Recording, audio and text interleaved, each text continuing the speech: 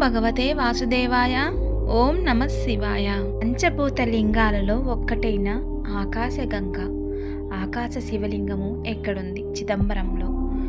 సకల పాపాలు తొలగించే చిదంబర ఆకాశలింగం పంచభూత లింగాలలో దివ్యానుభూతి ఒక్కసారైనా పొందాల్సిందే.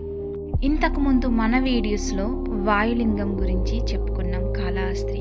కంచి ఏకాంబరేశ్వర లింగం గురించి చెప్పుకుందాం, అక్కడ పృథ్వీలింగం. అలాగే కుంభకేశ్వరంలో ఉండే జలలింగం. ఈ 3 పుణ్యక్షేత్రాల గురించి చెప్పుకున్నాం. అలాగే ఇప్పుడు ఆకాశలింగం, పంచభూతాలలో ఒక్కటైన ఆకాశలింగం గురించి చెప్పుకుందాం. అది ఎక్కడ ఉంది? మన దేశంలో పరమశివుని పంచభూత లింగ క్షేత్రాలు ఎక్కడెక్కడ ఉన్నాయి, క్షేత్రాల మహత్యం గురించి కూడా చెప్పుకున్నాం. ఇంకా మనం చెప్పుకోవాల్సింది ఇప్పుడు ఆకాశలింగం గురించి తెలుసుకుందాం. హిందూ సంస్కృతిలో పరమేశ్వరుని లింగ రూపంలో పూజిస్తారు. భారతదేశంలోని పరమశివుడికి సంబంధించిన ఎన్నో మహిమాన్విత క్షేత్రాలు ఉన్నాయి. వాటిలో ప్రముఖంగా చెప్పుకోదగ్గ పంచభూత శివలింగాలు. వీటిని 4 దేవాలయాలు తమిళనాడు రాష్ట్రంలో ఉండగా 1 దేవాలయం ఆంధ్రప్రదేశ్ రాష్ట్రంలో ఉంది. ముఖ్యంగా కార్తీక మాసంలో తీర్థయాత్ర పర్యటనలో పంచభూత లింగాలను సందర్శన ఎంతో ప్రాధాన్యత ఉంది. అసలు పంచభూత లింగం అంటే ఏమిటి? ప్రకృతిలోని పంచభూతాలకు ప్రతీకలు ఈ పంచభూత లింగాలు. అవి ఆకాశగంగ, పృథ్వీలింగం, అగ్నిలింగం, జలలింగం, వాయులింగం. వీటన్నిటికీ కూడా మనము ఎన్నో కథనాలు తెలుసుకున్నాం, చెప్పుకుందాం. ఆకాశలింగం చిదంబరంలో ఉంది. ఈరోజు మనం పంచభూతాలలో ఒకటైన ఆకాశలింగం గురించి తెలుసుకుందాం. చిదంబరం విశిష్టత. తమిళనాడు రాజధాని చెన్నైకి 240 కిలోమీటర్ల దూరంలో ఉన్న చిదంబర క్షేత్రంలో ఎన్నో ఆధ్యాత్మిక విశేషాలు, వింతలు ఉన్నాయి. పరమశివుడు నృత్యం చేసినట్లుగా చెప్పబడే 5 స్థలాల్లో చిదంబరం కూడా ఒకటి. నిరాకారం, నిర్గుణత్వం. చిదంబరంలో పరమశివుడు నిరాకారుడై దర్శనమిస్తాడు. ఈ ఆలయంలోని గర్భగుడిలో మనకు శివలింగం కానీ ఎలాంటి విగ్రహం కానీ కనిపించవు. భక్తులు దర్శనానికి వెళ్ళినప్పుడు అక్కడి పూజారులు ఒక తెర వంటి వస్త్రాన్ని తొలగించి చూపించినప్పుడు అప్పుడు అక్కడ ఒక గోడ మాత్రమే కనిపిస్తుంది. భక్తులు దానిని శివస్వరూపంగా భావించి దర్శించి తరిస్తారు.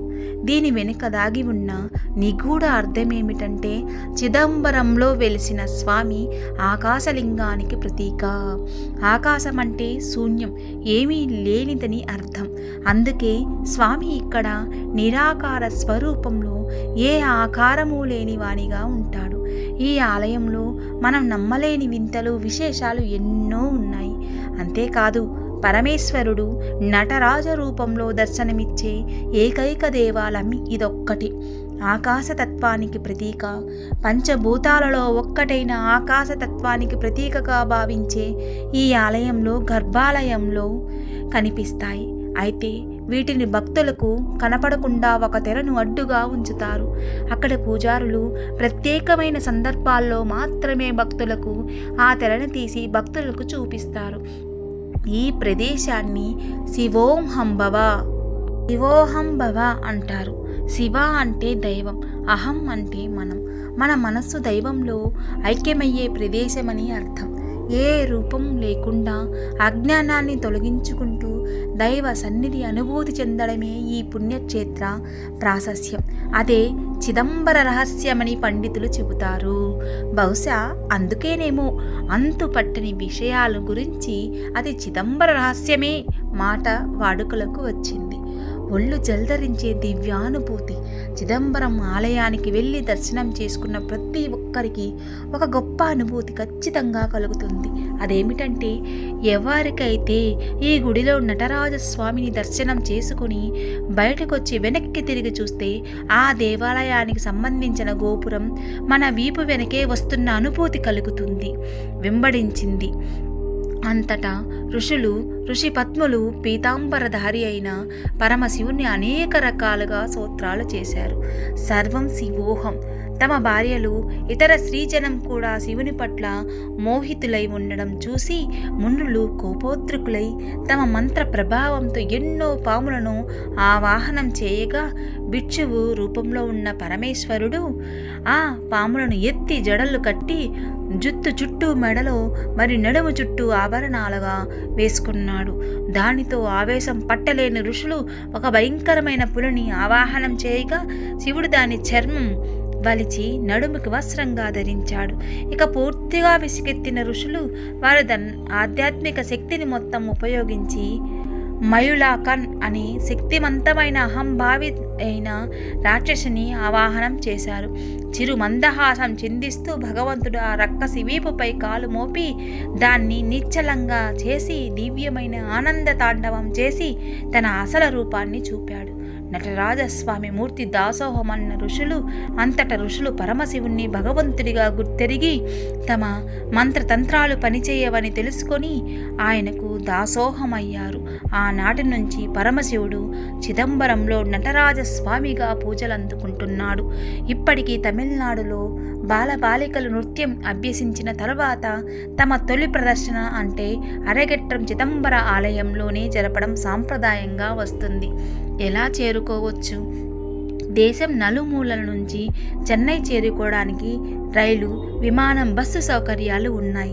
చెన్నై నుంచి చిదంబరంకు రైళ్లు, బస్సులు అందుబాటులో ఉన్నాయి. దర్శనం మాత్రమే మానవుల సకల పాపాలు పటాపంచలై మోక్షాన్ని ఇచ్చే చిదంబర క్షేత్రానికి మనమందరం కూడా దర్శిస్తాం, తరిద్దాం. ఓం నమః శివాయ. విన్నారుగా చిదంబరేశ్వర స్వామి ఆకాశలింగం గురించి.